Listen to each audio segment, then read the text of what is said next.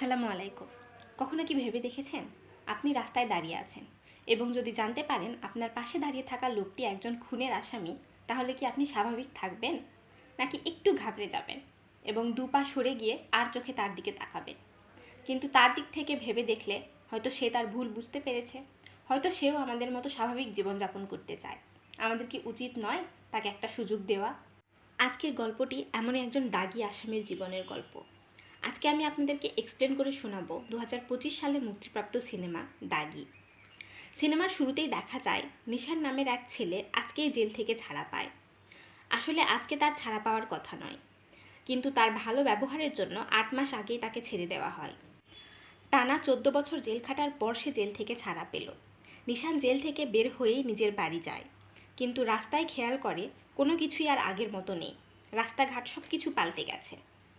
অবাক হয়ে সব কিছু দেখতে দেখতে নিজের বাড়িতে পৌঁছায়।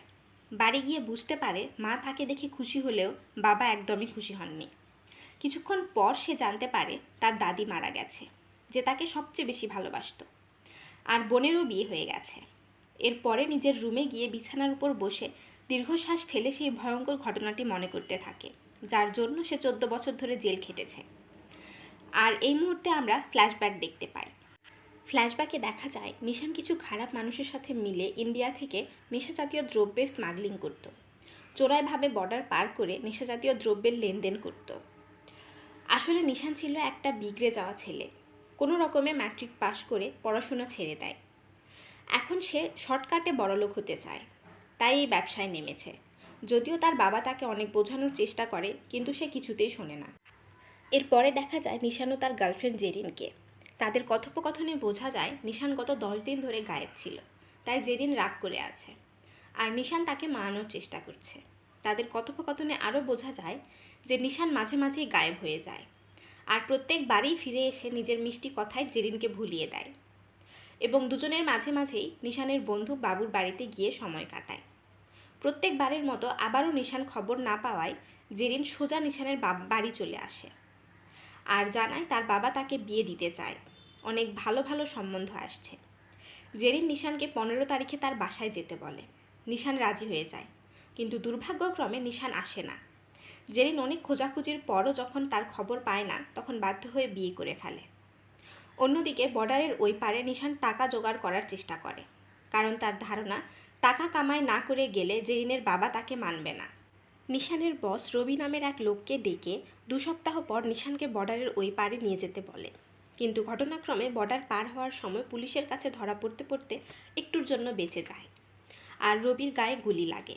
রবিকে হসপিটালে ভর্তি করে নিশান সোজা চলে আসে তার বন্ধুর কাছে। বাবু জানায় জেরিনের বিয়ে হয়ে গেছে। কথাটা শুনে নিশান পাগল প্রায় হয়ে যায়। জেরিনের বাড়িতে গিয়ে তার বরের সামনেই তামাশা করে। জেরিনের বরের নাম সোহাগ। নিশানের পাগলামো দেখে সোহাগ মনে করে সে জেরিন আর নিশানের মধ্যে তৃতীয় পক্ষ হয়ে এসেছে, তাই ভালোভাবে নিশানের সাথে সব ঝামেলা মেটানোর জন্য জেরিনকে নিয়ে নিশানের বাড়িতে যায়। সেখানে নিশান জেরিনের সাথে আলাদা কথা বলতে চায়। জেরিন প্রথমে রাজি না হলেও সোহাগের কথায় রাজি হয়ে যায়। এরপর নিশান রুমের দরজা বন্ধ করে জেরিনের সাথে কথা বলতে বলতে বেয়াদবি করতে শুরু করে। জেরিন বাধা দেওয়ার অনেক চেষ্টা করে, কিন্তু নিশান কোনো কথাই শোনে না। এদিকে দরজার সামনে দাঁড়িয়ে থাকতে থাকতে সোহাগ বুঝে যায় ভেতরে কিছু গণ্ডগোল চলছে। দরজা ভেঙে ভেতরে ঢুকে সব কিছু দেখে রাগের মাথায় নিশানকে মারতে শুরু করে। দুজনের মধ্যে প্রচুর মারামারি হয়। এক পর্যায়ে নিশানের অজান্তেই তার হাতের ধাক্কা লেগে সোহাগ রেলিং থেকে নিচে পড়ে যায় এবং সেখানেই তার মৃত্যু হয়। চোখের সামনে স্বামীর মৃত্যু দেখে জেরিন হতভম্ব হয়ে যায়। এদিকে ছেলের মৃত্যু শোকে সোহাগের মা পাগলপ্রায় হয়ে যায় আর নিশানের 14 বছরের জেল হয়। এবং এখানেই ফ্ল্যাশব্যাক শেষ হয়। নিশানের বাবা রুমে এসে বলে তার দাদি মারা যাবার সময় বারবার তার নাম করছিল। এরপর নিশান তার বন্ধু বাবুর সাথে দেখা করতে যায়। গল্পে গল্পে বলে সে তার ভুল বুঝতে পেরেছে। এখন সে তার প্রায়শ্চিত্ত করতে চায়। প্রত্যেকের কাছে ক্ষমা চাইতে চায় যাদেরকে সে কষ্ট দিয়েছে। তার বাবা, জেরিন, সোহাগের মা যতক্ষণ তাকে ক্ষমা না করে সে হার মানবে না। বাবু বলে সোহাগের মা আধপাগল অবস্থায় এখানেই আছে।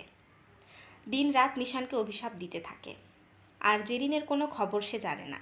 এর পরের সিনে নিশানের মা তাকে একটি মোবাইল ফোন দেয় এবং বোনের বাড়ি গিয়ে ঘুরে আসতে বলে।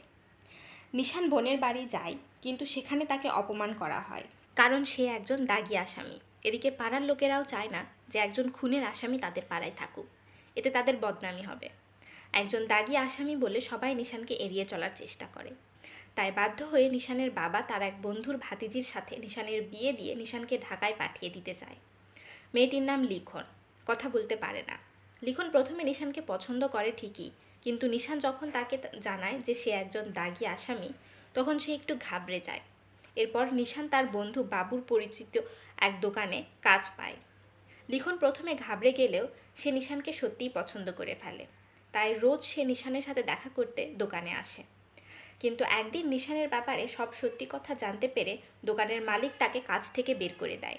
বাধ্য হয়ে নিশানের বাবা নিশানকে লিখনের সাথেই তার বাড়ি পাঠিয়ে দেয়। সেখানে গিয়ে রাস্তায় দাঁড়িয়ে লিখন এর সাথে কথা বলার সময় হঠাৎ নিশান রাস্তায় পাশে জেরিনকে দেখতে পায়। কিন্তু আনফর্চুনেটলি নিশান যতক্ষণে জেরিনের কাছে পৌঁছায়, জেরিন সেখান থেকে তার 2 ছেলে মেয়েকে নিয়ে চলে যায়। পরে ঘটনাটি কি বাবুকে ফোন করে জানালে বাবু বিশ্বাস করে না, কিন্তু নিশান নাছোড়বান্দা হয়ে পড়ে। সে লিখনকে সব সত্যি কথা বলে তাদের বাড়ি থেকে চলে যায় এবং জেরিনকে খুঁজতে থাকে। রাস্তায় কয়েকটা গুন্ডা নিশানকে কিডন্যাপ করে নিয়ে যায়। যখন নিশানের চোখ খোলে সে দেখে রবি তাকে কিডন্যাপ করেছে। রবিকে দেখে নিশান প্রথমে একটু স্বস্তি পেলেও রবির বাড়ি গিয়ে চমকে যায়, কারণ রবির বাড়িতে গিয়ে সে জেরিনকে দেখতে পায়। জানতে পারে রবি জেরিনের স্বামী এবং তাদের 2টি ছেলে মেয়ে আছে। জেরিনও নিশানকে এত বছর পর দেখে অবাক হয়ে যায়। এখানে এসে রবি জানায় সে নিশানকে এখানে এনেছে এক বিশেষ কারণে, আর সেটা হলো রবি তাদের পুরাতন এক বসের সাথে ঝামেলা বাঁধিয়ে ফেলেছে, আর সেটা সমাধান করতেই সে নিশানকে ডেকেছে, কারণ বস নিশানকে একটু বেশি পছন্দ করত। যাই হোক, রবির বড় মেয়ে জেরিনের আগের পক্ষের মেয়ে। সোহাগ মারা যাবার পর জেরিন বাচ্চা নিয়ে কোথায় যাবে, কি করবে এসব ভেবে তার বাবা রবির সাথে তার বিয়ে দিয়ে দেয়। কিন্তু রবি মেয়েটির দিকে বারবার খারাপ নজর দেওয়ার চেষ্টা করে, আর এটা নিশান লক্ষ্য করে মেয়েটিকে রবির থেকে বাঁচাতে থাকে। তাছাড়া নিশানের সন্দেহ যে মেয়েটি তার সন্তান। সে বারবার জেরিনকে জিজ্ঞেস করে, কিন্তু জেরিন কোনো উত্তর দেয় না।